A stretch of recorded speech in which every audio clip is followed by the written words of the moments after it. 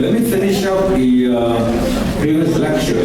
Oke, kita akan 12 points of an apostolic church. ada 12 poin jadi ciri dari gereja kerasulan. And I really feel a real burden and anointing here. Dan saya merasakan ada sebuah beban urapan yang saya rasakan di sini. Because spiritually I feel a bottleneck in Solo. Bottleneck.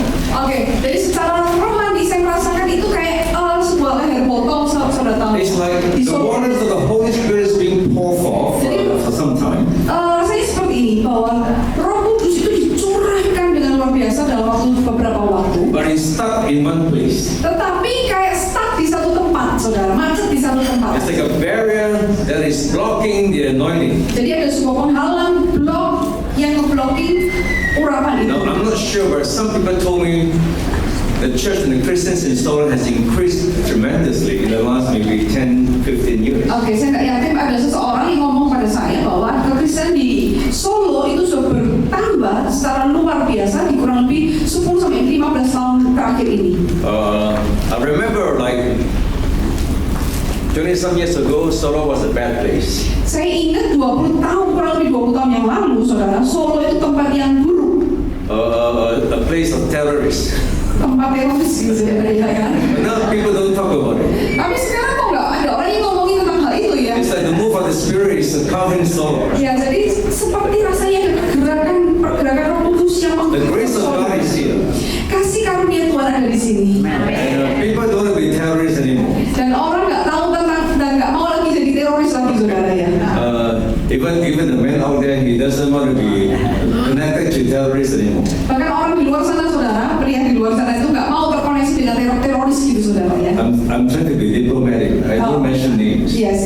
Jadi kayak diplomatis gitu, saudara, nggak sampai sebut nama gitu, saudara. In Malaysia, they still want to be terrorists. Ya, kalau di Malaysia masih ada orang yang kepingin jadi teroris. But in Solo, nobody wants to be terrorists anymore. Tapi kalau di Solo sudah nggak ada lagi orang kepingin jadi teroris. So there's a lot of change in Solo. God is blessing the city. Ya, jadi ada banyak perubahan. Tuhan itu memberkati kota ini.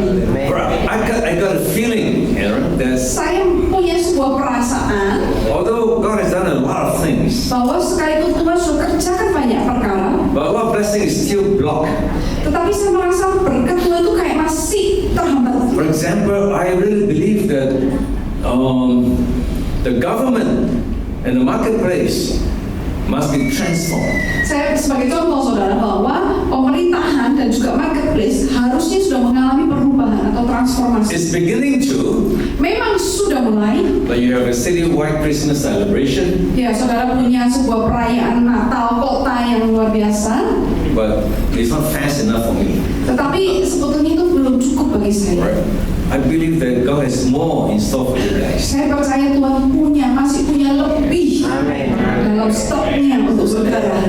I'm looking forward to see a Christian majority in Solo. Saya sedang menanti-nantikan untuk bisa melihat ada mayoritas Kristen di Solo. I'm trying to tell you all the things that I've witnessed in Solo. Saya nggak sedang berusaha ngomongin saudara tentang apa yang sudah saya saksikan di Solo. Even the Sultan of the palace was baptized.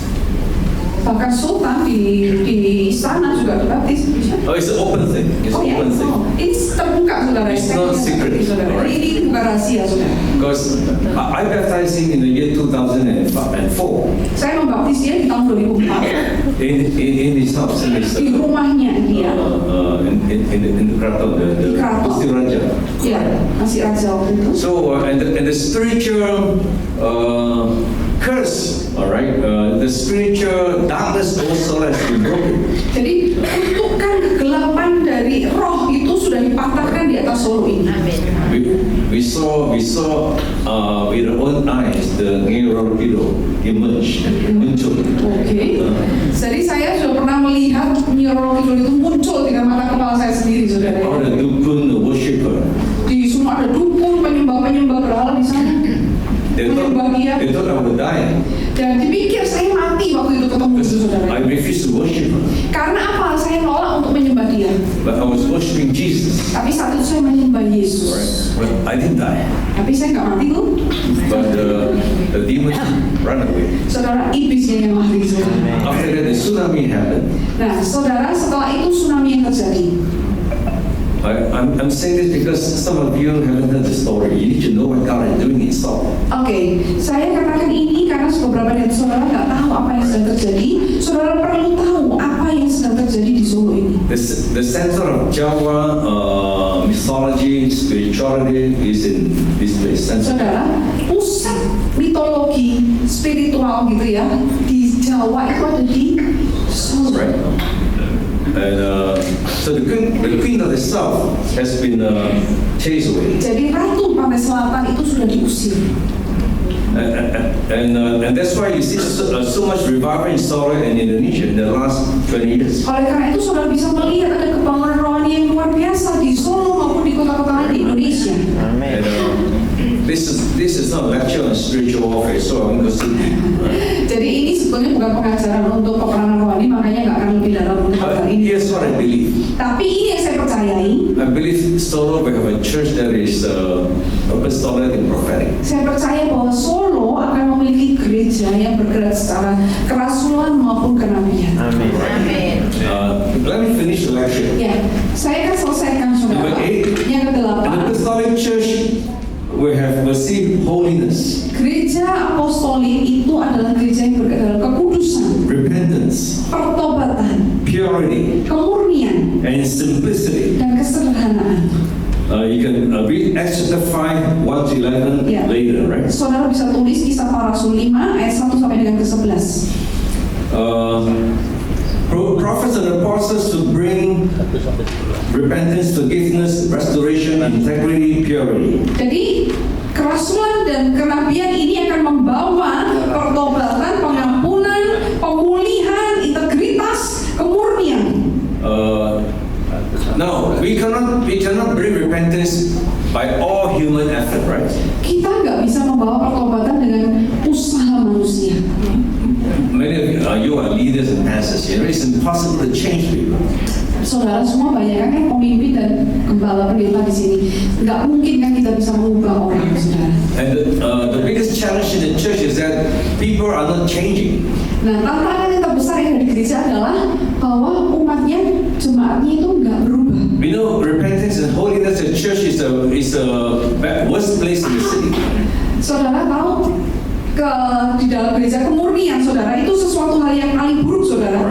Because the church attracts all bad people, sinners. Karena gereja kan narik pendosa, orang buruk, orang jahat masuk ke gereja.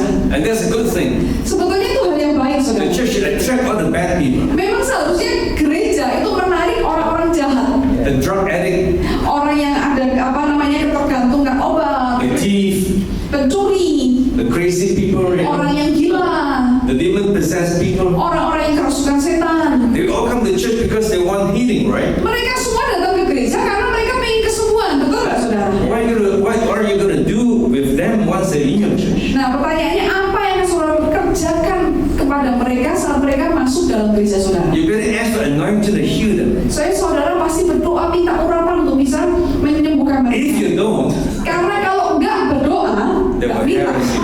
They will give you a problem. maka orang-orang itu akan kasih masalah buat saudara, akan bikin masalah, I saudara. don't care how big your church is. Saya nggak peduli berapa besar gereja saudara. Just one con man, a bad man will mess up your church. Karena hanya dengan satu orang jahat itu bisa mengacaukan seluruh gereja saudara, betul nggak, saudara? If you go to every church member, the cheat money. Ya, mereka akan pergi nemuin jemaat-jemaat yang lain, mulai curi uang saudara, mulai tipu gitu, saudara. So the church needs anointing. Jadi gereja itu butuh urapan. The church needs holiness and repentance. Gereja membutuhkan kekudusan dan pertobatan. And when apostolic and prophetic anointing is poured forth, Pada waktu urapan kerasulan maupun kenabian itu dicurahkan. now in this church season, when we talk about anointing, it means prophets and apostles anointing. Jadi kalau saya berbicara di gereja tentang urapan, yaitu artinya urapan kenabian dan kerasulan. Alright, this has to do with church history. Jadi ini ada hubungannya dengan sejarah gereja. If you look at the past revival, maybe in the last 100 years, Kalau kita bisa memperhatikan kebangunan rohani kurang lebih 100 tahun terakhir, different move of the Spirit in different times and different characteristics. saudara, ada kegerakan yang berbeda di masa yang berbeda, itu karakteristiknya beda-beda gitu. The last great revival was a charismatic revival. Kegerakan kebangunan rohani yang terakhir itu adalah kegerakan karismatik. It's got certain traits, certain character. Jadi di situ ada karakter tertentu yang muncul. These are things we study in the school of prophet. We have a school of prophet in China. Ya, hal-hal ini yang kita pelajari di sekolah saya yang ada, yaitu sekolah kenabian di China. Before that, in 1906, it was the Pentecostal revival. Sebelumnya di tahun 1906 itu ada kebangunan rohani Pentakosta.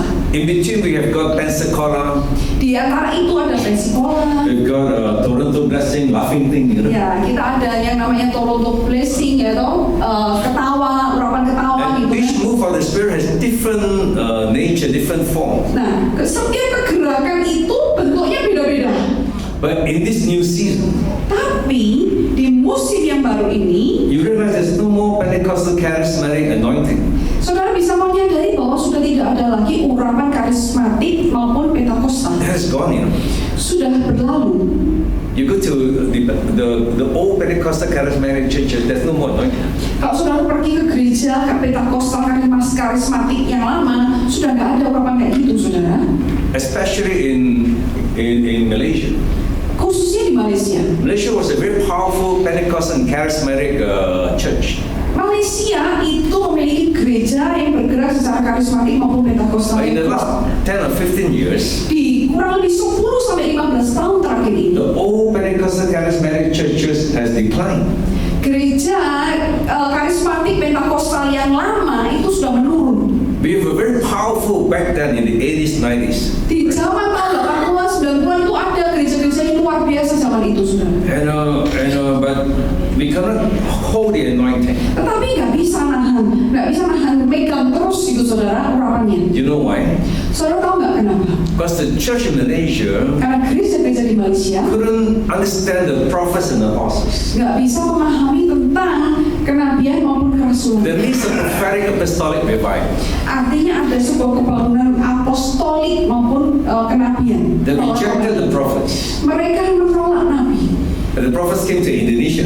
Nah, akhirnya nabinya datang ke Indonesia, saudara. And Indonesia embraced all these prophets. Nah, orang Indonesia, waduh, terima semua Indonesia Kristen were hungry, you know.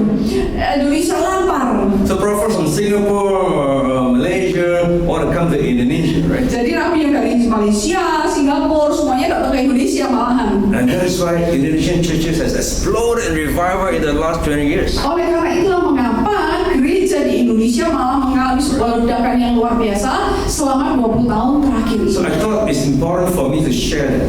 Jadi saya pikir ini sangat penting bagi saya untuk share cerita ini So kepada saudara. when we talk about new anointing, Pada waktu kita berbicara mengenai urapan yang in the baru, last 20 or 30 years, di masa kurang lebih 20 sampai 30 tahun there is prophetic anointing. ini berbicara mengenai urapan profetik. And around the world, Dan di seluruh dunia, it is churches and nations that has embraced this new move of God that has exploded in more growth and revival. jadi hanya gereja-gereja yang mau menerima dan memeluk semua urapan profetik lah yang bisa bertumbuh luar biasa, saudara. In our part of the world, East Asia, Indonesia, Philippines, now Taiwan has entered into the prophetic. Nah, di dalam bagian dunia ini, bagian timur, saudara, Indonesia, Taiwan, Filipina itu memiliki sebuah ledakan luar biasa dalam The kegerakan churches in apostolic ini. these countries have exploded in revival. Jadi gereja-gereja di negara-negara ini mengalami sebuah kebangunan rohani yang luar biasa. Now the Christians in China now wants prophetic and apostolic revival. Nah, sekarang orang Kristen di China juga ingin dapetin urapan ini, saudara. If you do prophetic ministry, the Chinese Christian will love you. Kalau saudara bisa melakukan pelayanan profetik, waduh, orang China akan sayang sama saudara, senang banget sama saudara. The countries that have not been able to enter into the prophetic have all declined. Jadi negara-negara yang nggak bisa menangkap pengurapan atau kegerakan profetik ini, mereka semuanya mengalami penurunan. Like I already mentioned Malaysia, Singapore, Seperti yang tadi saya sudah Hong sebutkan, Kong. Malaysia, Singapura, tapi Hong Kong, or even South Korea. bahkan Korea Selatan, There's no more revival the last 25 years in South Korea. tidak ada lagi kebanggaan rohani selama 25 tahun di Korea Selatan. South Korea is a very powerful Pentecostal church before. Jadi gereja di Korea Selatan itu punya gereja Pentakosta yang sangat luar biasa zaman dulu. They got Cho Yonggi, Mereka ada gereja they Joyungi, got the prayer mountain. mereka punya bukit-bukit doa The yang luar world goes biasa. to learn in the Bahkan 70s, 80s. seluruh dunia itu pergi ke sana untuk belajar di tahun But 70-80. now it's all gone. Tapi sekarang ya They've lost the anointing. mereka kehilangan urapan. There's no more great non-Christian move into the church. No more. Tidak ada lagi sebuah perpindahan yang luar biasa dari non-Kristen kepada They Kristen. still have strong churches. Memang masih memiliki gereja yang Because kuat. the Korean Christians are very faithful people. Karena orang Korea itu orangnya jemaatnya setia-setia. They're not like Malaysians or Indonesian. Mereka nggak kayak orang Malaysia sama Indonesia, saudara. Kita lebih santai. Lebih santai dari saudara ya. Once the Korean join the church, he'll die and he live and die in the church. Jadi He will never move. sekali orang Korea itu bergabung di satu gereja, dia akan hidup dan mati di gereja itu, nggak mungkin pindah gitu, saudara. So the church is still strong, Jadi gerejanya itu kuat, but no more anointing. tapi nggak ada lagi urapan. So when I talk about Holy Spirit coming with anointing, Jadi saat kita berbicara mengenai Roh Kudus yang datang bersama dengan I'm urapan, referring to prophetic apostolic anointing. jadi itu mengacu kepada urapan apostolik dan kenabian. And one of the main characteristics is repentance and Nah, holiness. karakter utamanya adalah apa, saudara? Yaitu tadi pertobatan dan kekudusan, A deeper change in a person. di mana ada perubahan yang dalam di dalam diri seseorang. More recently, you hear about the revival in Asbury, in Kentucky, USA. Jadi saudara, ada satu saudara dengar akhir-akhir ini, saudara, ada kebanggaan rohani di USA, di Kentucky, saudara. A revival in a Christian university Ada kebanggaan rohani di Universitas Kristen among a bunch of young people, students. di antara para mahasiswa di sana. Nobody started this revival. Jadi nggak ada seseorang pun yang memulainya, The saudara. students were praying, worshiping, Holy Spirit came upon them. Jadi waktu itu anak-anak murid siswa-siswa mulai doa memuji Tuhan, Roh Kudus melawat mereka. Although there were a few physical healing, but the main character in this revival is deeper change. Jadi meskipun ada sedikit ya kesembuhan yang dialami, tetapi yang paling utama, paling dominan adalah adanya perubahan karakter yang dalam di dalam diri mereka. These young people, majority comes from Christian families. Many of them are pastors' kids. Jadi mereka ini, mahasiswa-mahasiswa ini, mereka ini berasal dari keluarga Kristen dan ada di antara mereka itu anak pendeta. You know, sometimes pastors' kids are the worst. Saudara tahu kadang-kala saudara ya, anak pendeta itu paling parah, saudara ya. A lot of pastors' kids don't want to go to church. Ada banyak anak pendeta nggak mau ke gereja gitu. They see how the father Karena works mereka so lihat. hard, so little money. Iya, karena mereka lihat bapaknya ini yang dulu susah banget, nggak punya duit gitu, saudara. I don't be a pastor. I don't go to church. Aku udah mau ke gereja, nggak mau jadi pendeta. Your God is not good. Oh, Tuhanmu nggak baik. Menderita terus. So pastors' kids are suffering, Jadi anak-anak pendeta menderita. and the pastor can handle the kids send them to the Christian university. Nah, di situ mereka dimasuk ke Universitas Kristen ini. These kids are filled with anger. Nah, anak-anak ini, siswa ini penuh dengan kemarahan. They were doing drugs. Mereka justru terlibat dengan narkoba. They don't really care about Jesus, Mereka nggak peduli tentang Yesus. but they were desperate for God. Tapi mereka itu rasanya desperate untuk Tuhan, kepingin ketemu Tuhan itu. And finally, the anointing came upon them, Nah, tiba-tiba urapan itu melawat mereka, brings deeper healing and repentance. membawa kesembuhan yang paling dalam dan pertobatan. So the anger was gone, Jadi rasa marah itu hilang, depression was gone, depresi hilang, and they were restored to their fathers. dan mereka itu mengalami pemulihan dengan So bapak this orang tua. prophetic anointing, apostolic ministry. Urapan ini, pelayanan apostolik ini, Actually, all our problems, they're not so complicated, but they're actually very simple. jadi sebetulnya semua masalah itu terlihat rumit, tapi sesungguhnya sederhana. All of life problems can be categorized in three areas. Jadi seluruh masalah problem yang ada di dunia ini bisa dikategorikan dalam 3 kategori. A man's problem can be very complicated, but actually there are only three things wrong with it. Jadi saudara, ada banyak masalah itu kategorinya itu rumit gitu, saudara, yang dikatakan rumit, tapi sebetulnya bisa dikatakan dalam 3 kategori ini aja. 1 John chapter 2 verse 16. 1 Yohanes pasal yang 2 ayat yang The lust of the ke-16. flesh, Keinginan daging, the lust of the eyes, keinginan mata, the pride of life. dan keangkuhan hidup. This is cause of most of the problems in the world. Dan inilah first sin took place because of this. Nah, dosa pertama terjadi hanya karena ini, saudara. Eve saw the tree. Hawa melihat pohon itu, saudara. And so the lust of the eyes. Dan itu disebut sebagai keinginan mata. And then she was told that the tree is good for eating. Dan dikatakan, diomongi bahwa, oh itu baik untuk dimakan. The lust of the flesh. Saudara, keinginan daging, saudara. And then it's good to make men wise. Dan itu nanti bikin orang itu jadi bijaksana. There's a pride of life. Itu keangkuhan hidup. So the first sin in the Garden of Eden are all connected to these three problems. Jadi dosa pertama yang terjadi di Taman Eden itu terkoneksi dengan tiga kategori ini. In modern language, Di bahasa modern, all these three areas has to do with sex, money, and power. saudara, tiga hal ini sebetulnya berhubungannya dengan apa, saudara? Right. Dalam bahasa modern adalah seks, uang, dan kekuasaan. This is the basis of all our suffering in life. Ini menjadi dasar dari semua penderitaan dalam hidup. And when new anointing comes, Nah, saat urapan yang baru itu datang melawat, it will bring people who want to repent from this. It bring repentance. orang-orang akan mau bertobat karena ini membawa pertobatan. We cannot change the world. Kita nggak bisa mengubah dunia. We cannot change people. Kita nggak bisa mengubah umat We are manusia. losing our young people to the world, to the internet. Kita ini kehilangan generasi muda kita karena mereka ada di dalam melihat internet. I constantly meet pastors, elders, Christian families. Oh, they're crying that their son is being drawn by homosexuality. They're going to pornography. They're going to the dark web. Ya, saya terus sering bertemu dengan para pemimpin, orang tua, pemimpin gereja, pendeta-pendeta dan sebagainya. Mereka semuanya mengalami hal yang sama, bahwa anak-anak mereka itu ditarik di dalam web gelap, web kegelapan, kemudian homoseksual dan sebagainya, kemudian itu pornografi, internet semua. Yeah, and how do you fight that? Nah, pertanyaannya bagaimana kita bisa memerangi hal itu?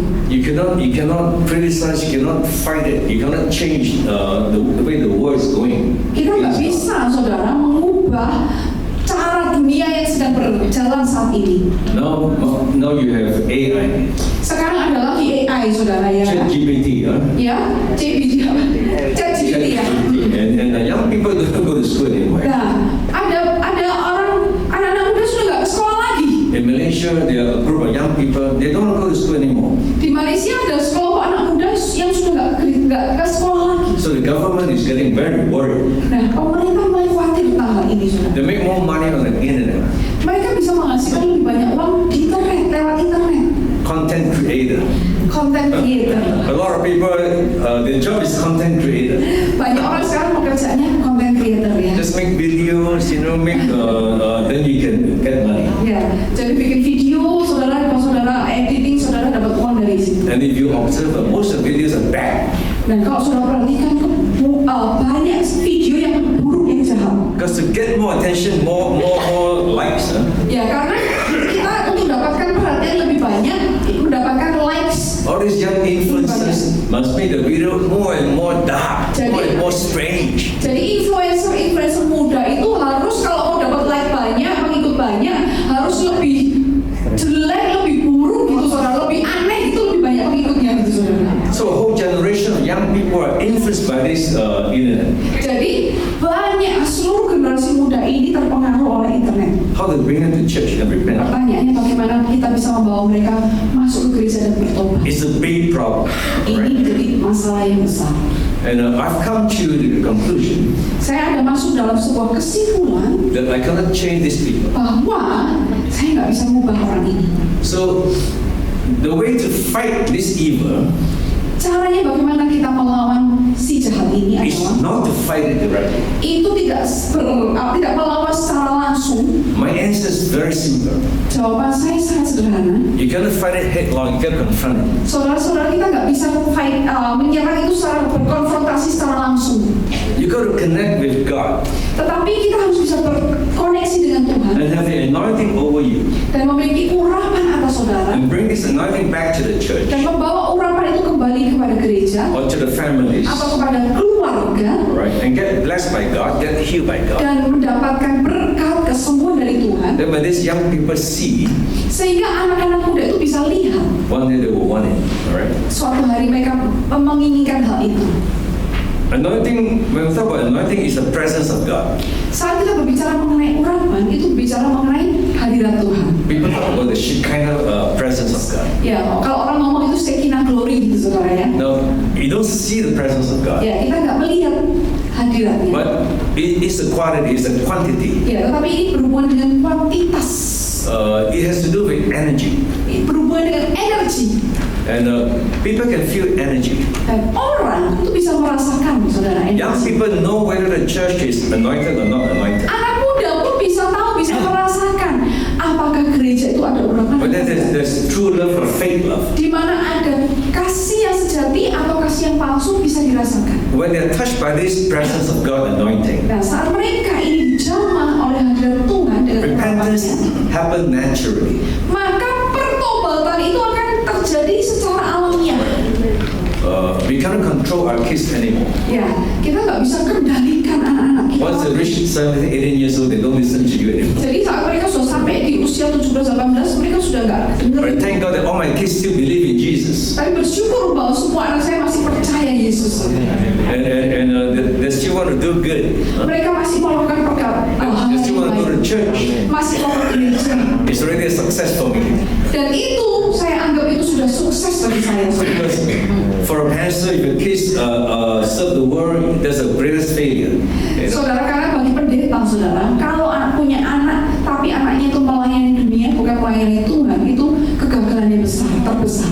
So the apostolic church will bring repentance and holiness. Jadi, saudara, gereja apostolik itu akan membawa pertobatan dan kekudusan di dalam. Not to confront and judge and criticize people, Bukan untuk mengkonfrontasi, menghakimi, mengkritik, but to bring the presence of God. tetapi membawa hadirat Tuhan. Amin. People must come to the place where they don't want to sin, they don't like to sin. Jadi orang itu harus masuk ke dalam sebuah titik di mana mereka sudah tidak mau lagi berdosa. Now, understand, people who do bad things, they know it, right? Nah, pahami ini bahwa orang yang melakukan hal yang nggak baik itu sebetulnya mereka tahu kan. And they try to scold them is useless. Kalau kita berusaha untuk membentak, memarahi mereka itu sebetulnya nggak You must berguna. pray that they are touched by God so that they don't want to sin. Yang kita perlu lakukan adalah kita doain supaya mereka mengalami zaman Tuhan sehingga mereka itu sudah nggak mau lagi berbuat dosa. Itu saudara. And you realize you cannot do that. Nah, saudara menyadari saudara nggak bisa ngubah.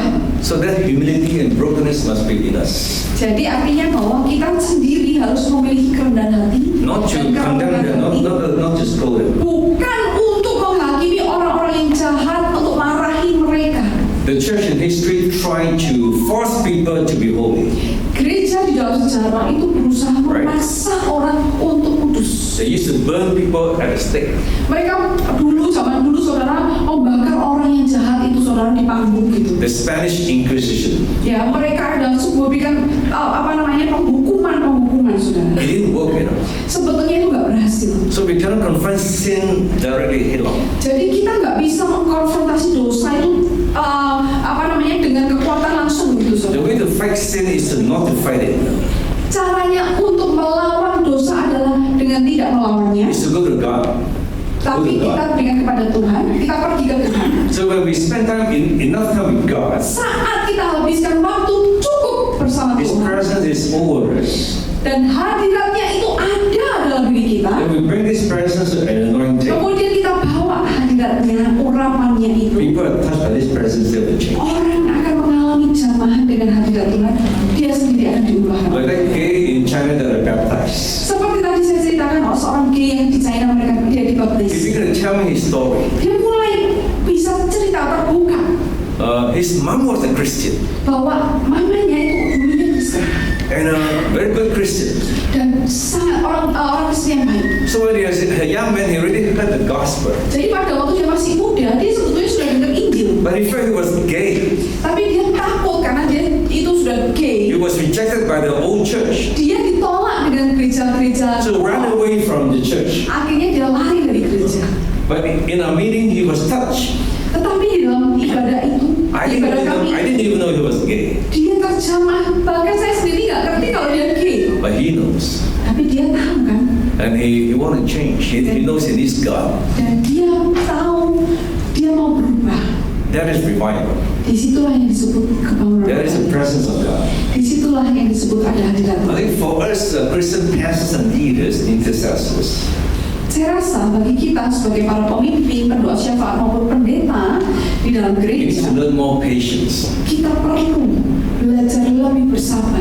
When we see sin, Saat kita melihat ada dosa, we need to learn to not judge the sin. kita perlu belajar untuk tidak menghakimi dosa. The more you judge people, the more they run away from you. Semakin kita menghakimi, maka semakin dia akan lari dari saudara. We need to pray more and talk less. Tapi kita perlu doa lebih banyak, bicaranya lebih sedikit. Right? So repentance and holiness. Jadi pertobatan dan kekudusan That's the character of the apostolic church. itu adalah karakteristik dari gereja apostolik. Number 9, Yang ke-9, the apostolic church is worldwide in vision. jadi gereja apostolik itu adalah visinya mendunia. The true apostle will have a worldwide vision. Jadi rasul yang sejati dia akan punya sebuah visi yang mendunia, menjangkau dunia. He will want to not just bless Indonesia but other nations. Dia akan menginginkan tidak hanya memberkati bangsa Indonesia, tapi memberkati bangsa lain. It takes the Great Commission seriously. Dia menerima saudara, itu loh. Great Commission bisa dibantu kayak kok lupa sejenak. Amanat agung. Yes. Alright. Amanat agung dengan serius, saudara. Indonesia is no longer a miserable, poor, dark country. Indonesia bukan lagi negara yang miskin, menyedihkan, negeri yang gelap, sudah nggak seperti itu. Indonesia must send missionaries, must send money, must send food, and must send to Africa, India. Indonesia seharusnya sudah mulai ngirim misionaris, ngirim makanan, ngirim uang saudara ke negara-negara lain Afrika. God has blessed you guys so much. Karena Tuhan itu sudah memberkati saudara luar So biasa. Jakarta, Surabaya, big churches, big money. Saudara di gereja di Surabaya, Jakarta itu gerejanya gede-gede, uangnya banyak-banyak, saudara.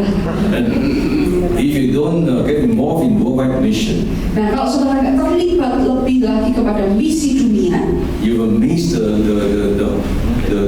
whole counsel of God.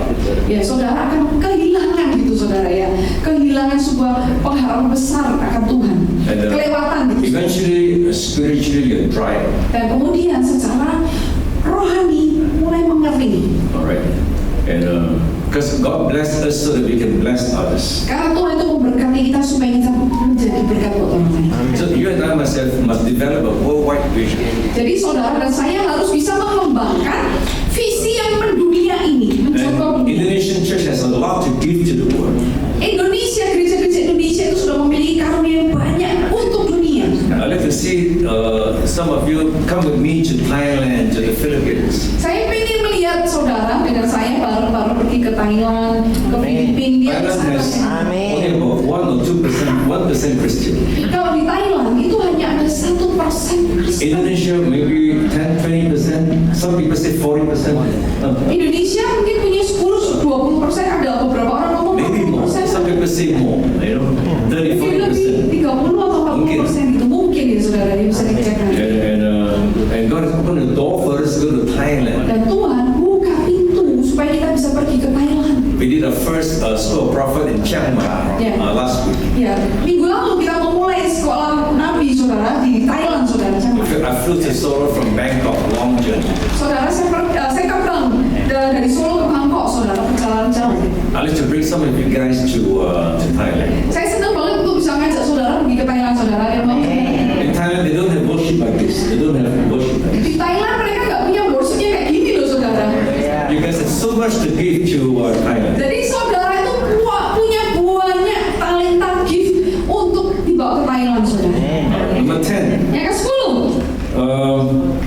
A true apostle will bring balance between the old and the new, the word and the spirit. ya. Jadi saudara, gereja apostolik itu adalah gereja yang bisa membawa keseimbangan dalam firman Tuhan di antara yang lama maupun yang baru. The charismatic and the evangelic. Karismatik dan juga evangelis. A true man of God, a spiritual man, an apostle will see the good in everyone. Jadi saudara, hamba Tuhan yang baik sejati, saudara, mereka bisa melihat hal yang baik it's easy to see the weakness, the bad, the fault in others. Saudara, lebih mudah kan melihat sesuatu yang lemah, melihat kelemahan orang, melihat keburukan orang, itu lebih mudah. A true father will see the good, right? Tetapi Bapa yang sejati akan bisa melihat yang baik. He realizes there are bad things also, Dia memang menyadari ada hal-hal yang buruk, but he doesn't focus on the negative. tapi nggak fokusnya kepada hal yang negatif itu. And when you look deep enough, everyone has good things. Kalau saudara perhatikan lebih dalam, kita kan bisa tahu bahwa semua orang itu punya hal yang baik dalam Now, dirinya. the spiritual churches sometimes a little bit problematic.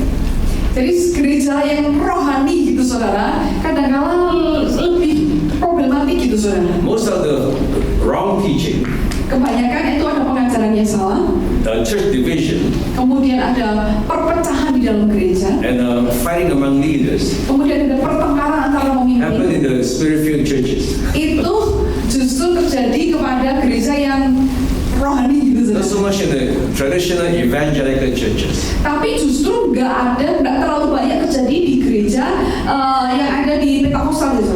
Evangelis ya. Evangelical. Evangelis ya, di gereja evangelis itu nggak Because evangelical ada. churches focus on the fruits of the Spirit, Karena gereja evangelis itu berfokusnya kepada pelayanan buah on the inner life, di dalam manusia batin gitu saudara. on character building. Jadi fokusnya kepada pembangunan karakter. The charismatic focus on the power, Kalau karismatik fokusnya kepada apa saudara? Kuasa, the healing, the deliverance. sembuhan, kelepasan. And somehow history tells us the charismatic spiritual churches have more problems. Tapi bagaimanapun sejarah itu menceritakan kepada kita bahwa gereja spiritual atau karismatik itu lebih banyak masalahnya. So the spiritual churches need the balance of the evangelical church. Jadi gereja spiritual itu butuh keseimbangan dengan gereja evangelis. Alright? The two shouldn't fight.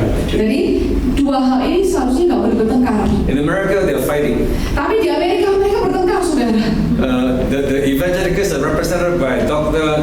John MacArthur. Saudara, evangelis itu diwakili oleh Dr. John MacArthur. He's very evangelical. Jadi dia itu sangat evangelika, Doesn't believe in the Holy Spirit. nggak percaya dengan Roh Kudus, Doesn't believe in prophets. nggak percaya dengan nubuatan. He's cessationist. That means he doesn't believe in miracles. Jadi dia nggak percaya dengan mujizat gitu saudara. So very powerful, very strong, very godly. Jadi dia itu orang yang sangat kuat, sangat Love Jesus. sangat mengasihi Yesus, Knows sangat the saleh. Bible. Alright. But on the other hand, Tapi di satu sisi, the charismatic prophetic represented by Dr. Michael Brown. ya saudara, di karismatik itu diwakili oleh Dr. Michael Brown. Very charismatic, very prophetic. Jadi sangat profetik, gitu, sangat So karismatik. they're always debating, always fighting. Jadi mereka berdua ini selalu debat gitu saudara. And I'm thinking, Dan saya berpikir, if these two great men can work together, kalau dua orang besar ini bisa bekerja sama, betapa bagusnya. betapa You bagus. sang a song just now, yeah? Ya kita nyanyikan tadi Two equally talented Christian leaders. dua pemimpin yang sangat bertalenta yang sama kuatnya ini. One representing evangelical, one Satu representing charismatic. mewakili gereja evangelis, satunya mewakili gereja karismatik itu saudara. And they're great leaders, but we need a spiritual father to unite them. Ya, mereka berdua ini pemimpin hebat, tapi kita butuh bapak rohani yang bisa menyatukan mereka. I think we are not really,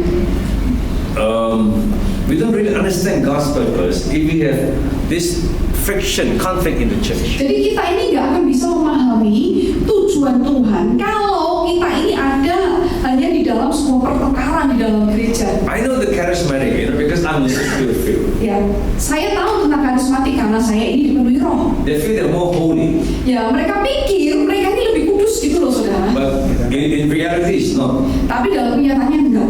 They have a bit of anointing, Ya, mereka punya sedikit urapan. but when you dislike other Christians, you're not holy. Tapi kalau saudara mulai nggak suka dengan orang Kristen lain, berarti kan nggak kudus. When you have anger and jealousy and hatred, you cannot be holy. Kalau saudara sudah mulai marah, iri gitu saudara, pasti kan berarti nggak punya kekudusan. So you must make peace with the evangelical, people who don't understand you. Jadi kita harus bisa berdamai dengan orang ya tadi saudara evangelis saudara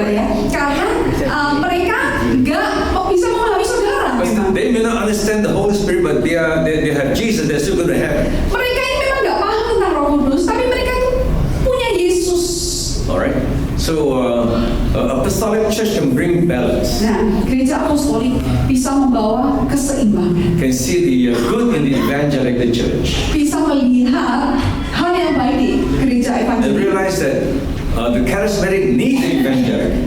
juga menyadari bahwa gereja karismatik membutuhkan gereja evangelik. If there's this kind of unity in Solo, I believe God will be so happy. Dan saya percaya kalau itu terjadi di Solo, Tuhan pasti sangat senang. The city will be blessed. Kota akan diberkati. So never criticize other Christians. Jadi jangan pernah mengkritik Kristen yang lain. And even those that you think has no anointing. Ya, sekalipun orang pikir mereka ini nggak punya urapan. Because the Bible says, Karena firman Tuhan berkata, we must look at the what you see, what you think is the weakest. You must love more. ya kalau kita pikir dia itu paling lemah, justru kita harus lebih banyak mengasihinya. So the evangelical things, the charismatic, are crazy people. Jadi orang evangelik atau orang Injil gitu, saudara, Injili gitu ya. Injili ini pikir orang karismatik itu gila gitu, saudara. So they must love them. Jadi yang ini, sisi ini harus bisa mengasihi mereka. We think the evangelical are more too religious and weak. Dan kita yang karismatik ini pikir gereja Injili itu terlalu religius banget, terlalu lemah gitu. They quench the Holy Spirit. They Oh, control. mereka itu mematikan Roh Kudus gitu. But we must love them more. Justru kita harus bisa mengasihi mereka lebih lagi. In the end, Dan pada akhirnya all these things will be burned away. karena semuanya itu akan hangus, saudara, hilang pada akhirnya. In heaven, ministry is not important. Karena di surga nanti pelayanan itu nggak penting. So if Solo can bring peace and unity, Jadi kita bisa membawa damai sejahtera dan kesatuan, especially balance between charismatic and evangelical, khususnya memberikan keseimbangan antara karismatik I dan think Injil. that will be perfect. That will please the heart of God. Dan itulah yang akan sempurna dan menyenangkan hati Tuhan. No, when I'm with evangelical Christians, Kalau saya sedang sedang bersama dengan orang Kristen Injili, I submit to them. saya tunduk kepada mereka. I don't speak in tongues. Saya nggak akan berbicara bahasa If they roh. don't mean to lay hands, I don't lay hands. Ya kalau saya biasanya ada tumpang tangan, saya nggak tumpang tangan. If they don't mean to prophesy, I don't prophesy. Kalau saya nggak diminta untuk berbuat, saya nggak berbuat. Some churches don't mean to prophesy. Sekarang ada beberapa gereja nggak ingin saya untuk berbuat. They just want me to share gospel and pray for them. Yang penting ceritakan, siarkan Injil dan doakan. But there's some prophetic charismatic say, no, I have to do it. Anointing upon me, I cannot control. Tapi kalau di gereja karismatik kan gitu, saudara, aku nggak kuat ini ya, nggak bisa kontrol ini ya, dapat urapan ini gitu, saudara. That's not from the Bible. Sebetulnya itu nggak dari Alkitab. Bible says the spirit of the prophet is under the prophet. Karena roh nabi itu tunduk kepada nabi. You're not controlling the Holy Spirit, you're controlling your anointing, your behavior. Yes, saudara memang tidak mengendalikan roh kudus, tapi saudara bisa mengendalikan sikap saudara. So I get invited to preach in traditional, non-charismatic evangelical churches in China, Taiwan. Saya tuh diundang di gereja gereja Injili ya, non karismatik tradisional di Taiwan. In those churches, I'm Injili, I'm evangelic. Dan di situ di gereja itu saya jadi orang Injili, saudara. They love me because I respect them. Mereka suka sama saya karena saya bisa menghormati And mereka. because I respect them, Dan karena saya menghormati mereka, they want to know more about the Holy Spirit. justru mereka kepingin lebih tahu lagi tentang Roh Kudus. Because love always works better. Karena kasih itu selalu bekerja And lebih grace and patience. dan di dalam kasih karunia dan So kesabaran. I pray God will bring balance to the church in Seoul. Jadi saya berdoa supaya Tuhan itu membawa keseimbangan bagi Nomor Solo. 11. Yang ke-11, A true apostolic church will have all the fivefold ministry. saudara, pelayanan apostolik itu memiliki pelayanan 5 jawatan. Very hard to find a church with all fivefold ministry. Ya memang sangat susah untuk cari gereja yang ada penuh dengan 5 jawatan ini. Usually, the pastor and the prophet don't know how to work with one another. Biasanya nabi dan pendeta gembala itu nggak bisa kerjasama, saudara. The pastor feels the prophet is too free, too crazy. Gembala itu mikir nabi itu gila gitu, saudara, terlalu bebas gitu, saudara ya. And the prophet feels the pastor is too controlling. Kemudian nabi mikir gembala itu terlalu suka mengendaliin gitu, saudara. But when there's a spiritual father, Tetapi di mana ada roh Bapa, he can manage all these people. maka itu bisa mengatur semua orang ini. It's not his big enough to approve them, to support them. Dan mulai ada satu menyetujui semuanya dan kemudian didukung semuanya. And then as this apostolic anointing increased, Nah, pada waktu urapan apostolik ini semakin meningkat, more and more people who are pastors in the past will flow in this anointing. nah, di mana lebih banyak lagi gembala-gembala di masa lalu yang mulai menggembalakan, dia mulai mengalir di dalam aliran ini. There'll be more apostles raised up from the pool of the old pastors and Jadi, leaders. saudara, ada banyak rasul-rasul yang mulai dibangkitkan dari kolamnya para gembala-gembala ini. Alright. There are many pastors whom God will raise up as apostles. Ada banyak gembala yang Tuhan mulai bangkitkan menjadi rasul. Alright. So where's this point? There's fivefold ministry. Ya, rifle. Ya. Okay. And these new apostles, they come from the old pastors, but finally be able to bring fivefold ministry and unity. Nah, saudara, rasul ini yang sebetulnya berasal dari gembala yang lama itu, saudara, mereka itu bisa membawa kepada kesatuan. Because depending on the calling, our church will become like our calling. Nah, tergantung dengan panggilan kita, maka gereja kita itu akan menjadi seperti sesuai dengan panggilan kita itu. So an evangelist will focus on preaching the gospel. Seorang penginjil itu akan berfokus kepada menginjil. Everyone will preach the gospel. Semua orang pasti di semuanya itu akan menginjil, And saudara. they may know how to teach the Bible. Mungkin mereka nggak tahu caranya bagaimana ngajar Alkitab. A leader who is a teacher, Bible teacher, Nah, seorang pemimpin yang dia itu pengajar Alkitab will always focus on the Bible. itu akan fokusnya kepada Alkitab. In Jakarta, I know a Christian leader. His name is called, we call him Pak Ayat. Pak Ayat. Because every time he speak, he say, menurut ayat kitab. Di Jakarta ada pendeta yang terkenal namanya Pak Ayat, karena setiap kali ngomongnya ayat gitu, saudara. Everything he say, everything he does must come from the Bible. Jadi apa yang dia katakan, yang dia lakukan itu harus berasal dari ayat So Alkitab. we call him Pak Ayat. Makanya dipanggil ya Pak Ayat. So Ya. he's a teacher. Nah, dia ini pengajar.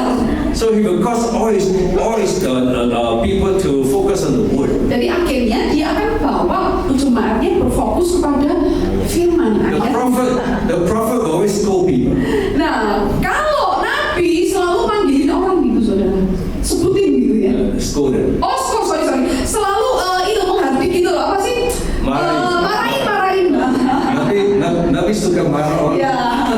Nabi itu sukanya marahin orang gitu, saudara ya. So everyone will be very judgmental, scolding one another. Jadi akhirnya di gereja profetik itu akhirnya banyak orang saling marahin gitu, saudara ya. But when the apostle comes, Nah, saat rasul datang, he'll bring a new anointing. dia akan bawa sebuah urapan yang He can baru. manage all these different callings. Dia bisa memanage semua panggilan-panggilan yang berbeda And work itu. together, not against one another. Sampai akhirnya bisa malah bekerja sama, bukan malah berlawanan. Finally, a true apostolic church will reproduce itself. Kemudian yang terakhir, saudara, yang disebut gereja apostolik yang sejati itu akan mereproduksi dirinya. We always think about training people to rise up as leaders. Jadi pikirannya fokusnya adalah men-training orang untuk bisa bangkit menjadi pemimpin. A true father prepares for the future, right? Karena seorang bapak yang sejati pasti akan mempersiapkan masa depan, betul? He will raise up people to help him take over. Dia akan mulai membangkitkan orang-orang untuk mulai take over, mulai ambil kendali. A bad leader cannot let go of power. Kalau pemimpin yang buruk nggak bisa lepaskan kekuasaannya, saudara. So when he dies, the church will break up. Jadi kalau pendetanya mati, saudara, nanti gerejanya hancur, saudara. Alright? So a true apostle can let go. Tapi kalau kerasulan yang sejati akan bisa melepaskan diri. About 10 years ago, we started this school of prophet in China, Taiwan, and many countries. Nah, saudara, kurang lebih 10 tahun yang lalu kita mulai sekolah nabi ini, mulai dari Taiwan, di mana di beberapa And negara. as I became 60 years old, Dan saat saya mulai umur 60 tahun, I begin to see that you must approve the young people, raise them up, right? saya mulai melihat saya harus mulai panggil anak-anak muda, bangkitkan mereka, Empower them, perlengkapi mereka, give them more authority. berikan kepada mereka lebih lagi otoritas. And that's an easy thing to do. Dan itu sebetulnya hal yang nggak mudah, saudara. listen to the young people Bagaimana mendengarkan anak-anak muda? because we will be gone soon. The old leaders will be gone soon. Oke, karena kita para pemimpin yang sudah tua ini akan segera hilang. The spiritual father thinks of the next generation. Tetapi Bapak rohani itu akan berpikir untuk generasi berikutnya. And the young people are happy under him Dan anak-anak muda itu senang di bawah mereka. because they can express their opinion. Karena mereka bisa mengekspresikan pendapat mereka. So true man of God and true apostle reproduces himself. Jadi saudara, hamba Tuhan yang ada yang sejati dalam kerasulan itu akan mereproduksi dirinya lagi gitu I saudara. believe a true father will be happiest when his member become better than him. Saya percaya bahwa seorang bapak yang sejati, dia akan menjadi lebih bahagia saat jemaatnya menjadi lebih baik daripada dia. Alright. Amin. There's a test of a true leader, a true father. Sebetulnya ini menjadi ujian apakah kita ini bapak yang sejati atau pemimpin sejati. Other talent, other prophet, other leaders become better than him. Bahwa di mana ada pemimpin yang lain, nabi yang lain menjadi lebih baik daripada orang itu. So Saul wasn't like that. Saul nggak seperti itu, saudara. When people sing, oh Saul killed 1,000, David killed 10,000. Jadi pada saat wanita-wanita mulai bernyanyi, oh Saul membunuh ribuan, kemudian Daud membunuh berraksa-raksa gitu, saudara, dia nggak It senang. was the day Saul decided to remove David, kill him. Nah, disitulah hari dia memutuskan untuk mau membunuh, menyingkirkan dan membunuh So Daud. when people realize, hey, these young people rising up, they become more powerful than the pastor should be happy. Ya, jika ada orang mulai, saudara di jemaat mulai menyadari, wow, ini orang ini mulai bangkit lebih hebat dari pendeta, maka saudara sebagai pendeta harusnya senang, saudara. So true father, true apostle produce people better than him, you know, to take over the next generation. Rasul yang sejati itu akan bisa mereproduksi atau menghasilkan pemimpin yang lebih baik daripada dirinya. Okay, I'm supposed to talk about new wineskin. Oke, kita akan berbicara mengenai kulit anggur yang baru. We're supposed to end what time? Kita selesai jam berapa? Mohon maaf. Sorry. Oh,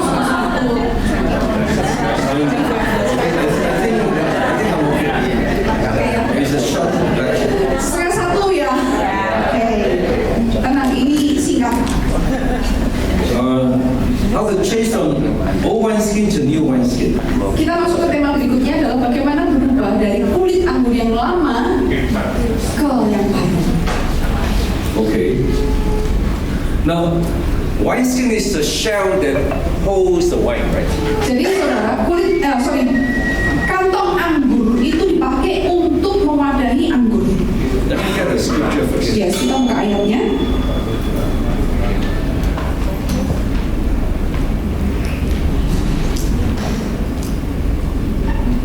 Okay, I think we can get it in Mark 2, Markus 2. Mark 2, 18 to 22. Mark 2, 18 to 22. Markus 2, 18 sampai ke 22. Is that correct? Wait. Mark Oke, 2. yes. Just one second. Okay.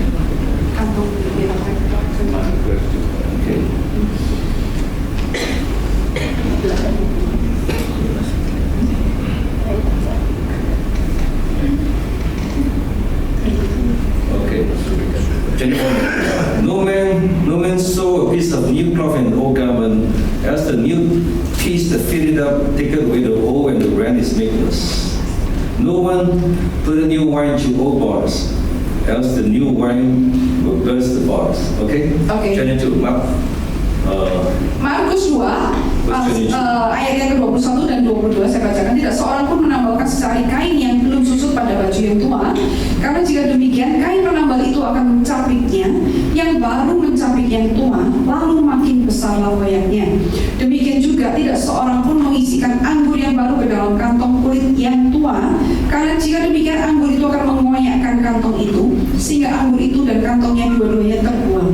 Tapi anggur yang baru hendaknya disimpan dalam kantong yang baru pula.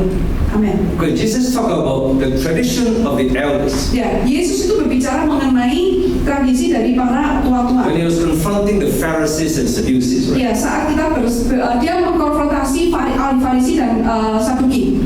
He's talking about the old habits, old ways, old system. Itu berbicara mengenai jalan-jalan atau sistem yang lama. Now, the wineskin is, as I said, the shell that contains the wine, right? Ya, jadi kalau kita berkata mengenai kantong kulit anggur itu berbicara tempat untuk mewadai. So spiritually is our outer man. Jadi ini sebetulnya berbicara mengenai manusia luar kita, Our mind, pikiran kita, even our feeling, bahkan perasaan kita, and even our body, our bahkan behavior. tubuh kita ini, sikap kita, perilaku kita bagaimana. There's the outer shell of a man. Jadi ada sebuah lapisan di luar dari sebuah The inner man is manusia. spirit. The true man is a spirit. Manusia batin itu roh. The body and soul is outer man. Jadi tubuh dan jiwa itu manusia yang di luar gitu saudara. The body is the five senses. Ya, yang memiliki 5 indera ini. Taste, Ya, five senses. mendengar, The soul semuanya is the merasakan. mind, heart, and ambition. Kalau jiwa itu berbicara mengenai pikiran, hati kita, ambisi kita. So generally speaking, the body and soul is the outer man. Jadi kalau kita berbicara mengenai kantong anggur ini, berbicara mengenai manusia The real man, luar. the true man is the spirit. Ya, kalau manusia yang sejati itu roh. The conscience, the intuition, and the awareness of God. That's the Ya, spirit. ya, roh itu berbicara mengenai kesadaran diri, intuisi, kemudian kesadaran mengenai Tuhan. Itu ada di dalam And roh. all the spirit constantly want to have revival, move with God, and see God, connect with God. Ya, apa yang ada di dalam roh itu adalah berbicara mengenai bagaimana kita ingin berjumpa, lebih terkoneksi dengan Tuhan, lebih dekat dengan Tuhan lagi. But the spirit cannot move when the outer man controls it. Tapi roh kita, manusia roh itu nggak bisa bergerak di mana manusia jasmani ini We mengendalikannya. need to change our outer man Jadi kita ini perlu mengubah manusia luar kita to hold the new anointing of God into our spirit. untuk bisa mewadahi urapan yang baru dalam Tuhan dalam roh kita. Now let's talk a little bit about old wineskin. Nah, kita mau berbicara mengenai kantong kulit anggur yang lama. When we learn knowledge, Saat kita mempelajari pengetahuan, the mind receive it, pikiran ini kan terima. and when it stays in the mind, we think about it long enough, Nah, kemudian tetap tinggal dalam pikiran itu agak cukup lama. it will change the behavior. Kemudian kalau itu tinggal di pikiran kita cukup lama, itu akan mengubah perilaku kita. The knowledge in the mind affects the behavior, Jadi the action. pengetahuan di dalam pikiran itu akan mempengaruhi tindakan kita. So this knowledge in the mind and in the behavior, in the action, eventually you do it long enough, it will influence your feeling. Nah, kemudian saudara, pengetahuan yang tinggal dalam pikiran kita dan mempengaruhi perilaku kita, dan jika itu dilakukan lama, itu akan mempengaruhi perasaan kita. Now that's the problem. Knowledge is not just intellectual, it is emotion. Nah, yang jadi penting adalah bahwa pengetahuan itu bukan hanya mengenai intelektual, tetapi juga mengenai emosi. There are certain things that we've learned in the past. Ada hal-hal yang kita pelajari di masa For lalu. example, in the city of Wenzhou, East China, Ya, ada satu kota yang namanya Wenzhou di China Timur. Wenzhou experienced a great revival in the 60s, 70s. They have got about maybe 20% Christian in Ya, the city. jadi di kota itu mengalami kebanggaan rohani besar-besaran kurang lebih tahun 70-80-an, dan mereka bisa mendapatkan 20-30% So Kristen. Wenzhou is called the Jerusalem of China. Jadi Wenzhou itu disebut Yerusalemnya Cina. But they don't always. Tapi mereka selalu ada di sana. For example, they have been taught in the past Ya, jadi mereka ini seperti contoh gini. Mereka ini diajari di masa lalu, that when the Holy Spirit comes, yaitu pada saat Roh Kudus datang, the more they must cry, yang pertama mereka harus nangis, and then they must kneel down. kemudian mereka harus berlutut. So when the Wenzhou Christian in the past saw you crying, kneeling down, they're very happy. Jadi kalau zaman dulu orang Wenzhou lihat saudara itu berlutut dan nangis, mereka senang saudara. Because in the past, that was how they experienced God. Karena di masa lalu itulah cara mereka mengalami Tuhan. And but now Holy Spirit wants to do new things. Tetapi sekarang Roh Kudus ingin mengerjakan hal yang baru. The Holy Spirit wants you to laugh Kalau Roh Kudus ingin saudara tertawa or dance. atau menari, Oh, they cannot accept it. wah, mereka tidak bisa terima itu. That's from the devil. Mereka pikir ini dari setan. Because we learned that when Holy Spirit comes, we cry, we kneel down. Karena mereka pelajarinya bapetinya bahwa kalau Roh Kudus datang mesti nangis sama berlutut. So the old Christians still do that today. Jadi orang Kristen lama di kota Bejo itu masih lakukan hal itu sampai sekarang. But there's no real anointing. Tetapi nggak ada urapan baru, saudara. Another thinking is this. Nah, cara berpikiran yang baru yang lain adalah seperti ini. Now, in Africa, Di Afrika, they've been taught in the past when there was a move of God, mereka diajari di masa lalu pada saat ada kegerakan Tuhan zaman dulu, that when they come to church, they must wear the best clothes. yaitu saat mereka ke gereja harus pakai pakaian yang terbaik. Because the English missionaries first went to Africa. Karena saudara tahu kenapa? Ternyata misionaris Inggris itu pertama kali datang ke Although it's a Afrika. hot country, Ya, jadi pada waktu mereka itu datang ke Afrika, meskipun di Afrika itu kan panas, tapi orang misionaris itu tetap pakai jas gitu, saudara. they still do this today. Jadi akhirnya mereka orang di Afrika itu masih lakukan sampai hari ini. They may be poor, they don't have nice roads, dusty, and live in a hut house with no cement floor. Jadi sekalipun mereka ini hidup miskin, hidupnya di tempat yang berdebu, gak punya lantainya, gak keramik, masih tanah gitu, saudara. But when they go to church, they go in a Sunday best. Tapi saat ke gereja pakai baju yang terbaik. But if you are a speaker, a Nah, pastor, kalau saudara pembicara atau pendeta, you don't dress like them. kalau mereka saudara nggak berpakaian seperti mereka, They don't think you're holy. mereka nggak pikir saudara itu kudus. They don't think you're sent from God. They won't listen to you. Mereka nggak mau dengerin saudara karena mereka pikir saudara bukan diutus sama That's Tuhan. old wineskin. Itu contoh kulit anggur yang lama.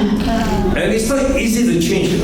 Dan memang nggak mudah untuk berubah, nggak mudah untuk Because ubah it's itu. not just an intellectual thing. Jadi ini bukan hanya masalah intelektualnya, They feel very emotional about their tapi ada practices. perasaan emosionalnya, ada keterkaitan emosional tentang hal itu.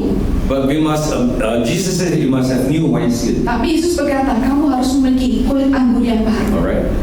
Holy Spirit want to fill every one of us, want to heal us, want to bless us. Roh Kudus itu ingin memenuhi setiap dari kita, ingin memberkati semua dari kita. But we need to change. Tapi kita perlu berubah. Our thinking must change. Cara berpikir kita harus berubah. Our behavior, action must change. Sikap tindakan kita harus berubah juga. For example, God wants to raise up maybe an eager Christian, eager church. Ya, sebagai contoh bahwa Tuhan itu ingin membangkitkan orang-orang Kristen yang luar biasa gitu, saudara. Eager means the kings, the leaders, Ya, the para powerful people. pemimpin, orang-orang yang berkuasa, yang penuh kekuatan gitu, saudara. But we cannot touch these eagers. Tetapi kita nggak akan bisa menyentuh golongan yang ini. Although God is touching them, they want to come to church. Sekalipun Tuhan itu sudah menjamah golongan orang-orang yang petinggi-petinggi ini dan mereka pengen ke gereja.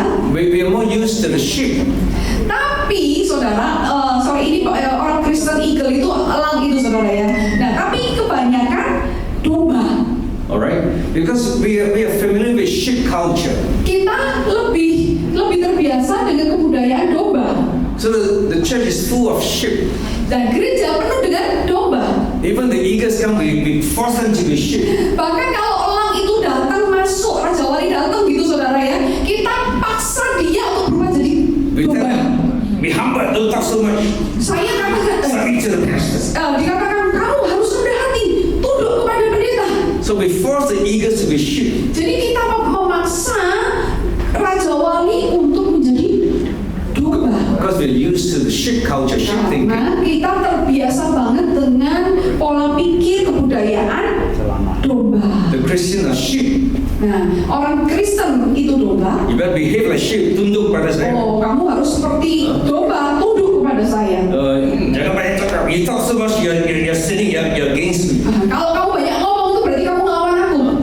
So it's a big problem, you know. Nah, itu jadi masalah besar, saudara.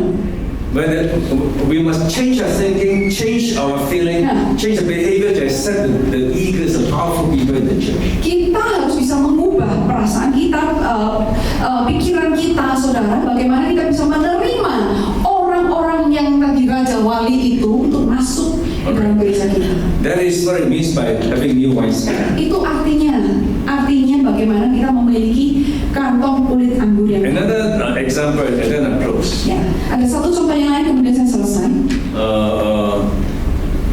The church in China, Gereja di China for a long time, selama waktu yang lama they don't talk about money, tithes and offering. Mereka itu nggak ngomong tentang keuangan, persepuluhan, persembahan. It's a culture, it's a thinking.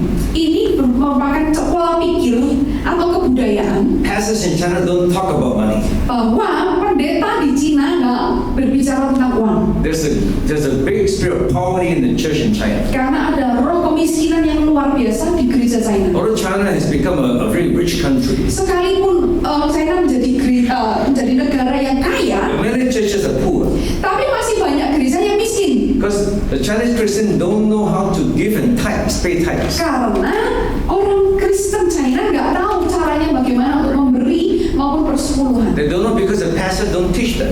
Mereka nggak tahu karena nggak diajari sama pendetanya.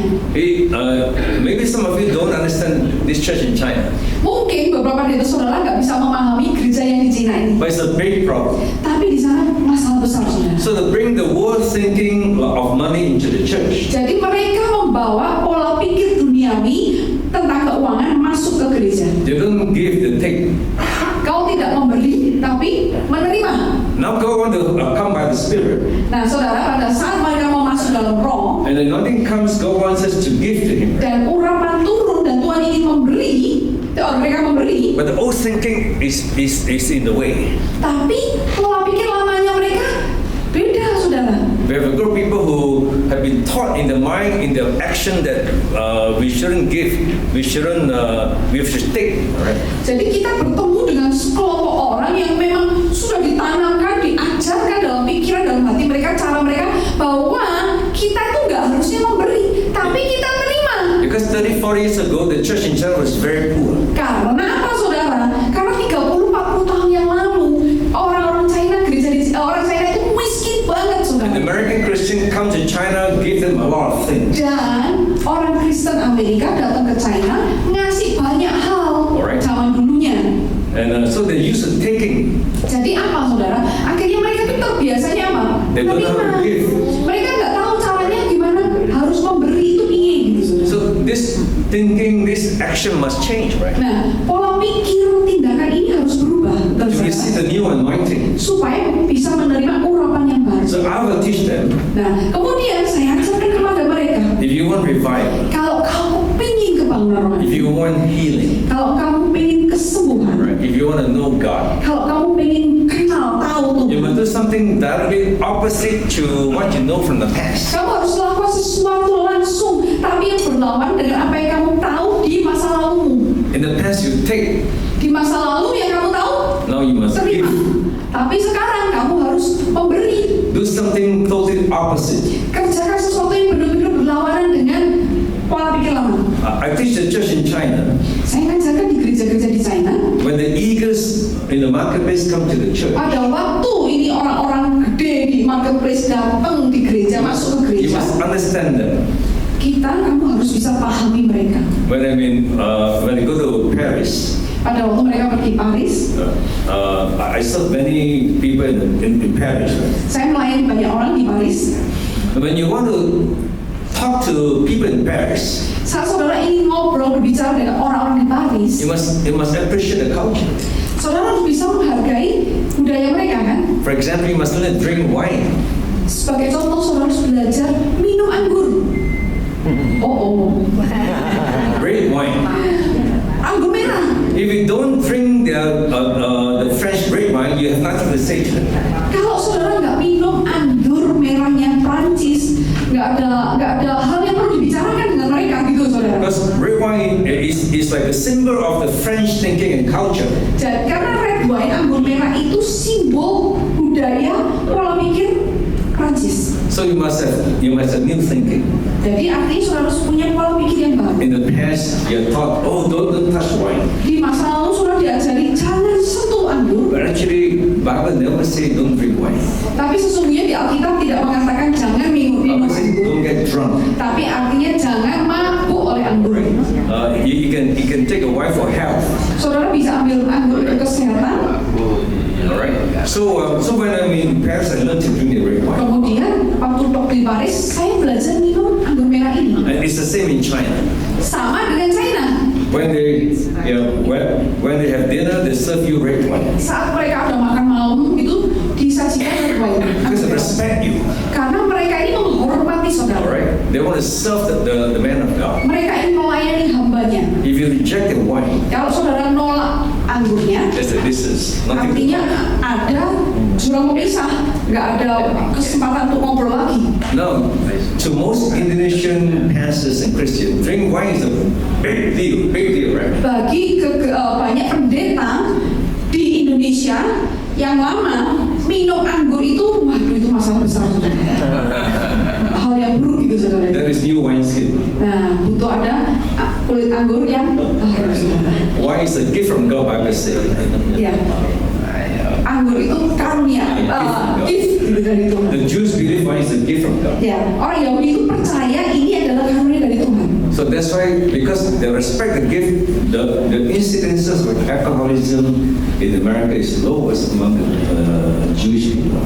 Oke, oleh karena itu, karena mereka menghargai ini, justru tingkat orang yang kecanduan alkohol itu paling rendah Alright. di antara orang Yahudi. They don't abuse the wine, they don't get drunk. Mereka itu nggak mabuk, saudara.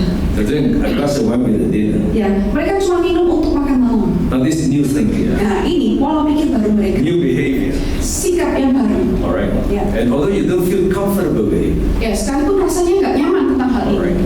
but the Chinese people don't feel comfortable to talk about tithes and offering. Kayak orang China, saudara, nggak nyaman kalau kita ngomongin tentang persepuluhan, persembahan itu mereka nggak enak banget gitu, saudara. But when they obey the Lord, Tapi saat mereka mulai taat firman, you do something totally different from your thinking. mereka mulai lakukan sesuatu berbeda dengan pola pikir lama mereka. You break this bondage Saudara bisa mematahkan semua ikatan ini, saudara. in your mind, in your behavior, and Dalam finally in your emotion. pikiran, sikap, dan emosi perasaan saudara. Hallelujah. The religious church is always hold on to the past. Ya, gereja agamawi itu selalu memikirkan tentang masa lalu. All right, and I talk about religious spirit in Tawang tomorrow.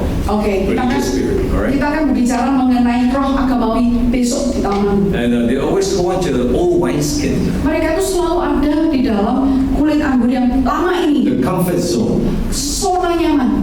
and the Christian must change. Ya, orang Kristen harus berubah. Remember, Jesus changed, right? The system. Yesus berubah sistemnya. Jesus was eating and drinking. Dia makan dan minum bersama. He was behaving like a glutton, like a person of the world. Dia bersikap seperti orang yang ada di dunia, gitu. And the Pharisee criticized him, right? Kemudian orang Farisi mulai mengkritiki Yesus. Why you call yourself holy man? You're drinking, eating with the Oh, with the kenapa sinners. kamu makan dan minum bersama pendosa, duduk bersama dengan pendosa? Jesus was trying to introduce new wineskin. Yesus mencoba memperkenalkan kantong kulit anggur yang baru. So when we can change our thinking, Jadi kalau kita bisa mengubah pola pikir kita, our action will change, tindakan kita akan berubah, and then emotion will change. kemudian emosi, perasaan kita akan berubah. Right. Another thing in China, I think you should know. Nah, ini ada satu hal lagi di Cina yang perlu Chinese saudara people tahu. don't like to sing and dance. Oh, oke. Orang China itu nggak suka nyanyi sambil lari. They always stiff people. Mereka itu orang yang kaku gitu, saudara. They need to learn from Indonesia. Ya perlu belajar ke Indonesia, saudara ya. They feel very uncomfortable when you ask them to dance. Jadi mereka itu sangat nggak nyaman kalau disuruh nari gitu, saudara ya. But when the Holy Spirit comes, Tapi saat Roh Kudus datang, they begin to change. mereka mulai berubah. So and when they change and dance and sing, worship, they will heal. Ya, pada waktu mereka mulai menyanyi, menyembah, menari, pada waktu menyembah Tuhan, There's maka an ada old woman kesembuhan. in my meeting. Old woman in my Ada seorang wanita tua She has masuk dalam liver ibadah. cancer. Liver cancer. Dia kena kanker. And she could hardly walk. Dia susah banget jalannya. And God told me, Dan Tuhan ngomong pada saya, tell her to dance. suruh untuk menari. She cannot even walk. Jalan aja nggak bisa, saudara. So I help you dance. Saya katakan saya bantu So untuk I lari. held her hand. Kemudian saya pegang tangannya, Dance like this. larinya begini. Then as she does like this, she could dance more. Dan kemudian saat dia mulai menari, dia bisa menari. Then jump. Dan dia mulai lompat, saudara. Then she was healed from the liver Nah, cancer. dari situ dia mulai mengalami kesembuhan dari kankernya. New wineskin. Ada kantong anggur yang baru. Haleluya. We must be willing to change. Kita harus mau untuk berubah. To receive the new wine, we must change this wineskin. Yes, untuk menerima anggur yang baru, kita harus menyediakan kantong anggur yang baru. You remain in the past, religion and the tradition, you will never enter into revival. Kalau kita tetap tinggal di masa lalu ya, dengan roh agamawi di masa lalu, kita kan nggak akan bisa menikmati anggur yang baru. God wants to give us new wine, Tuhan yang memberikan kepada kita anggurnya yang baru. but we must do our part. Tapi kita harus kerjakan bagian kita. You take one step to God, God will take many steps towards you. Saudara mulai melakukan satu langkah ke Tuhan, Tuhan akan melakukan banyak langkah kepada saudara.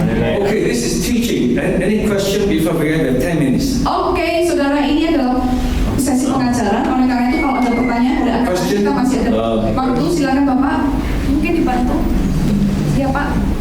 Saya mau bertanya, Iya.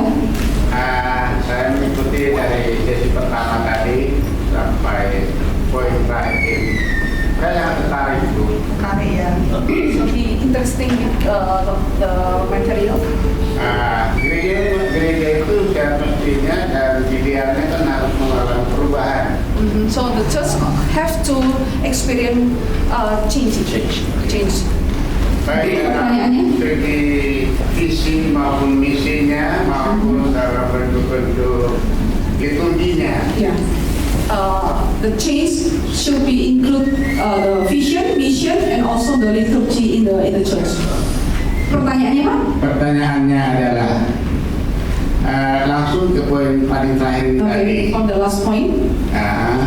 Yang mau saya tanya untuk perubahan dari anggur yang lama kepada anggur yang baru itu kantongnya.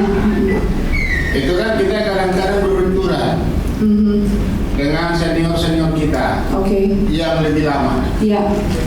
Sementara kita yang masih junior ini kan termasuk kantong baru lah ya. Jadi kadang-kadang tadi yang Caranya bagaimana gitu ya Pak? Pertanyaan. cara menghadapinya Pak. You understand? Okay, good. Okay, the answer is religious spirit. Okay, jawabannya itu yaitu roh agamawi itu Pak. There's another new subject in the prophetic revival. Ya, ini adalah sebuah subjek baru di dalam dalam pengajaran profetik. Nanti diajarin besok di tahun lalu Pak. But there's a whole subject. Tapi sekarang ini nanti materinya itu apa lengkap? How to deal with religious spirit. Bagaimana berurusan dengan roh agamawi yang tadi yang itu. Jadi harus datang Pak. Satu lagi tuh. Oke Pak. Terakhir. Ya terakhir. Kami gereja kecil di satu pelosok di Salatiga. Oke. Saya memulai dengan jiwa orang gila. Oke. Seorang gila ketemu kami di tengah jalan, lalu minta kami doakan. Saya dengan istri saya. Ya. Nah, kami doakan. Terus besoknya si orang gila tersebut datang ke gereja sudah berpakaian dengan rapi. Oh. Padahal tadinya sudah So he start the church in the small area in the small city. So he pray for one crazy man. They pray for them, and the next day that crazy man come to the church with the whole nice suit, yeah, got healed. Okay. kemudian kami rawat, kami bimbing, kami layani. So now after that they taking care of the patient, the soul. Suaminya dan anak-anaknya tidak boleh ke gereja. Tidak boleh ke gereja oleh siapa? Suami dan anak-anaknya tidak Oh, tidak memperbolehkan. di gereja karena mereka kan dari non. Oke, pertanyaannya? Pertanyaannya, kita menyikapinya harus bagaimana? Oke. Lepaskan atau kita pertahankan? No. So this lady, crazy, they pray for for her. After that, got healed, and then they want to take care of her. But the husband and the children doesn't want her to go to the church because they are Muslims. So what should we do? Should we have to, keep her in the church, or just let it go? Well, she doesn't need to go to church. You can meet me in a restaurant. Yeah. And you help her first until the faith is strong. Oke, jadi sebetulnya caranya nggak perlu harus ke gereja Pak. Dia bisa aja ketemu misalnya di rumah makan, di warung, dikasih pengertian supaya imannya kuat, sampai imannya kuat. Seperti itu. I don't believe in just bring her to the church to break up the family. Yes. Jadi saya nggak percaya hanya dengan dibawa ke gereja, dipaksa ke gereja, akhirnya keluarganya pecah, itu juga enggak. Ya caranya seperti itu tadi Pak. Tapi kami tidak menyuruh beliau mencari dia, tidak meminta. Iya, ya. Kan dia datang sendiri. Iya. Nah. Tapi kan keluarganya marah gitu ya. Iya, karena sudah stroke. Sudah stroke, kami jatuh ke mati. Oke. Nggak bisa berkunjung. Oke. So now this lady got stroke, cannot able to move, but they cannot visit her because the family doesn't want it. Yeah, just pray. You just gotta believe that God is great, and despite the limitation of man, God can touch us. Ya, jadi Bapak harus percaya di antara semua keterbatasan ini kalau Tuhan bisa menjamah ibu ini. Oke, I see you tomorrow Ya, ketemu in the besok ya. mountain. Ketemu besok di. Yes, Pastor, you have a question. Oke. Last one. Ini pertanyaan terakhir ya. Ya, terima kasih. Tadi dikatakan tentang keseimbangan antara kalangan Injili dan karismatik. Tolong berikan sebuah tips bagaimana kita menghadapi saudara-saudara kita yang dari kalangan gereja Injili, evangelical churches. Mereka biasanya mengajukan from Matthew 7 verse 15. Beware of false prophets. Oh. Hati-hatilah terhadap nabi-nabi palsu, ya, karena mereka dengan penampilan domba dan sebagainya. Thank you. Okay, so when you talk about Well, the first point is that they are not wrong Oke, poin pertama mereka nggak salah Pak. because they are false prophets. Ya, mereka karena memang betul ada nabi palsu. In the past, when the prophet revival was new, Yep. many new prophet make mistakes. Ya, jadi pada waktu di masa lalu, pada waktu nabi mulai ada, jadi banyak nabi yang mengalami kesalahan gitu. In a new move thing, you will make mistake. Right? Bahkan di pergerakan baru mereka juga banyak melakukan kesalahan. The first thing is we must have more humility. Tapi yang pertama adalah tipsnya adalah harus memiliki Tell kerendahan them, hati. you're right. Your concern is true. It's Jadi valid. kita bisa mengatakan betul, Bapak itu memang betul Pak. But we also try to change ourselves, become better. Ya, tapi kita juga berusaha berubah supaya kita menjadi orang yang lebih baik. So then you connect with them. Baru kita bisa terkoneksi dengan And then orang you can tell them, just because one prophet did bad thing doesn't mean that another prophet will do the same bad. Kita bisa katakan bahwa bukan hanya karena satu yang salah atau yang ada perbuatan yang salah, bukan berarti semuanya buruk seperti itu. Then we understand that even the apostle we must desire spiritual gift, especially prophets. Ya, jadi bahkan Rasul Paulus berkata kita harus bisa membedakan dari pengajaran atau perbuatan yang salah. I think if you become a bit more humble and agree with them when they're right, then it builds a relationship.